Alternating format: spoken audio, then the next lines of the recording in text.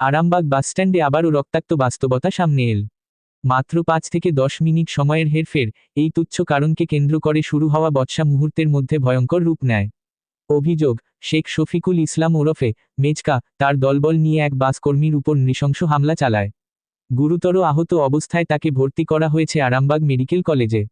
কিন্তু প্রশ্নটা আরও গভীর, এটা কি প্রথম ঘটনা? না, এর আগেও কি অভিযোগ উঠেছে? হ্যাঁ, একাধিকবার। জেল হেফাজতে গিয়েও কি বদল এসেছে? না। তাহলে সমস্যা কোথায়? একজন ব্যক্তি বা গোষ্ঠী যদি বারবার একই অপরাধ করে এবং প্রশাসনের ভয় না পায়, তাহলে সেটা আর শুধুই আইনশৃঙ্খলার সমস্যা নয়, এটা একটা ব্যর্থ ব্যবস্থার প্রতিফলন। আজ একজন বাসকর্মী আক্রান্ত, কাল হয়তো অন্য কেউ। এইভাবে চলতে থাকলে আরামবাগ বাসস্ট্যান্ড কি নিরাপদ থাকবে? বাসকর্মীর পরিবারের আর্তনাদ এখন একটা বড় প্রশ্ন তুলছে। আমরা কি নিরাপত্তা পাব, নাকি প্রতিদিন এই ভয় নিয়েই বাঁচতে হবে? সমাজের প্রতিবার্তা, নিরাপত্তা শুধুমাত্র কাগজে নয়, বাস্তবে নিশ্চিত করতে হবে। আইন যদি বারবার উপেক্ষিত হয়, তাহলে সাধারণ মানুষের আস্থা ভেঙে পড়ে। এখনই সময় নিরপেক্ষ তদন্ত, কঠোর ব্যবস্থা এবং স্থায়ী সমাধানের। কারণে আমাদের তো 6টায় গাড়িটা ছাড়ে, ঠিক আছে। আমার 6টা 2 হয়ে যেতে মেয়েটা দলবল দিয়েছে, আমার কান মতো মেরেছে, কাটি দিয়েছে, এখানে পাঁচরাই মেরেছে, ডানার চাই ঠুকে মেরেছে গাড়িতে দিয়ে, তাতে হয়নি। আবার সেই থেকে ফাটির ছেলেকে দেখিয়ে আমাকে আবার বাইরে ঠেলাঠেলি করে আমাকে এমন মারা মেরেছে, আমি কানে কোনো শুনতে পাইনি। কখন মেরেছে আপনাকে? আমাকে মেরেছে 6টা 5-এর দিকে। কেন কেন মারলো কেন? ও মারার কে? আমি ওইটাই বলেছিলাম, আর যে ছেলেটা আসছিল যে মদ খেয়েছিল, আমি তাকে বললাম তুমি বলার সঙ্গে সঙ্গে আমার গেট খুলে আমাকে টেনে নামিয়ে মার। ও ছিল মেজদা ছিল, টোটল ছিল, আর হচ্ছে তোমার আরেকটা ইউনিয়নের বিশু, ওরা 4 জনে আমাকে মেরেছে বিনা কারণে। প্রশাসনকে জানিয়েছেন? প্রশাসনকে জানিয়ে আমাদের মালিককে বলেছি, মালিকবাবু থানায় যে খবর দিয়েছেন? মালিকবাবু তার স্তরে আসছিল, রাত্রে আবার আসছে। কি চাইছেন এখন? আমি চাইছি মেজদার ওই যে এর আগে ওই রকম আমাকে করেছিল, ওকে শাস্তির উপরে শাস্তি দেওয়া উচিত, আর ওকে অবিলম্বে গ্রেফতার করি। আপনার নাম? শেখ শুকুর আলী।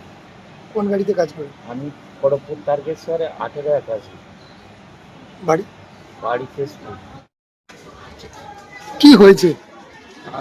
গতকাল সন্ধ্যা 6টায় ওই যে বাসে ডিউটি করে আমার ভাই, তার আমার খড়গপুর তারকেশ্বর গাড়ি থেকে ওই সন্ধ্যা 6টার সময় 2 মিনিট নেট হয়ে যাওয়ার পরে মেজকা গাড়িটাকে আটকে দিয়ে আমার ভাইয়ের সঙ্গে দু কথা হতে প্রচুর হারে মারধর, দলগুলোকে নিয়ে এসে প্রচুর হারে মারধর করে গালাগালি সব করতে, এই হিসাবে পুলিশ কোনো রকম উদ্ধার করে নিয়ে এসে হসপিটালে ভর্তি করতে। পুলিশই ভর্তি করেছে?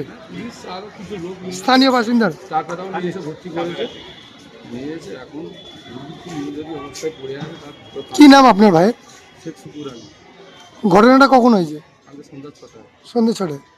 তো কেমন আছে এখন? এখন তো খুব অবস্থা খুব একটা ভালো নয়। হ্যাঁ, ওটা কান দিয়ে ব্লাড আসছে, বা ছাতিতে মাথায় হাতে সব আঘাত লেগেছে, মাথায় একটা সমস্যা বেদনা হচ্ছে, কথা বলতে পারছে না। তারপর আমি থানাতেও সব জানিয়েছি।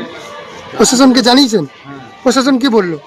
ওরা বলতে বিষয়টা আমরা দেখবো, আর ওরা কাজে সব চিকিৎসাটা করো। আর আমি চাচ্ছি এটা যেন সুস্থ একটা বিচার হয়, বা একটা লোক ধর্মস্থান করতে এসে সে যদি এরকম আঘাত হয়, তাহলে কোন জায়গায় যে দাঁড়াবে? তাকে তারা ভিক্ষা করে খেতে হবে, তাও সে খেতে পারবে না রাস্তায়। তাহলে কি এটাই কি রীতির কি সমর্থ করে চলছে পার্টির? আমরা তৃণমূলের লোক, একটা তৃণমূল লোক হয়ে তৃণমূল লোককে এতটাই আচরণ করবে না, মুখ্যমন্ত্রী কোনো জায়গায় বলেন না কাউকে আঘাত করতে। মুখ্যমন্ত্রী মানবিক মুখ্যমন্ত্রী। মুখ্যমন্ত্রী দলের গঠনের লোক এরকম অত্যাচার সংস্থাগুলো করবে, এগুলো তো কোন জায়গায় যে দাঁড়াবো? তাহলে সমাধান বিচারটা হয়, সেটা আমরা চাই। কি নাম আপনার? আমার ইলিয়াস মোহাম্মদ। উনি আপনার কে হন? ও আমার ভাই হয়, আমিও দাদা। বাড়িতে কজন আছে ওনার? ওর বাড়িতে 3টে মেয়ে, ওরা সাংস্কৃতিক, ওরা 5। বাড়ি কোথায়? বাড়ি পশ্চিম মেদিনীপুর, থানা কেসকে। ইয়াম্মা কোম্পানি অনুমোদিত আরামবাগ মহকুমার একমাত্র মেইন ডিলার আমনা অটো সাপ্লাই এখন বিশ্বমানের শোরুম নিয়ে হাজির হয়েছে আরামবাগের গড়বাড়িতে। বাইক ও স্কুটারের লেটেস্ট কালেকশন ন্যায্য মূল্যে পেয়ে যাবেন আমাদের এখানে। অত্যাধুনিক মেশিন, কম্পিউটারের সাহায্যে গাড়ির সমস্ত ফল্ট চিহ্নিত করা এবং কোম্পানির ট্রেনিং প্রাপ্ত মেকানিক দ্বারা গাড়ির সার্ভিসিং করার সুব্যবস্থা রয়েছে।